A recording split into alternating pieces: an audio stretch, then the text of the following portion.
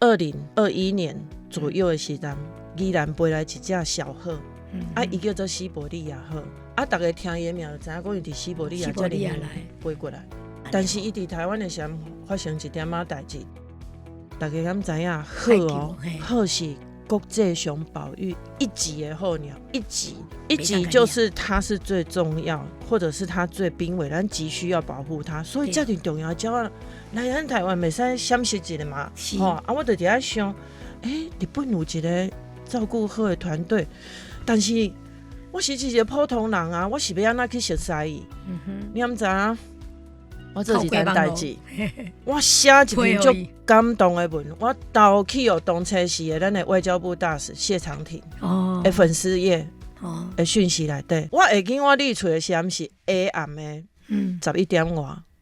我甲伊叙述那一只的重要性，伊即马底下的状况，我是不是来有管道来熟悉安尼照顾鹤的团队？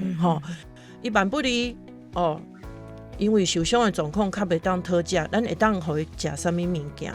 这样正确资讯，大家咱拢想袂到。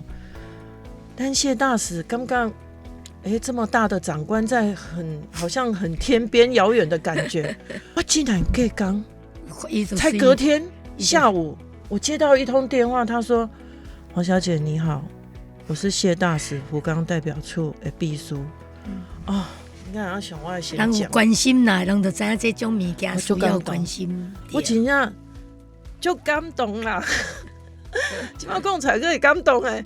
迄秘书就问我，伊讲黄小姐，你想要安怎来帮助？我讲我希望联络到他们，有2条人脉，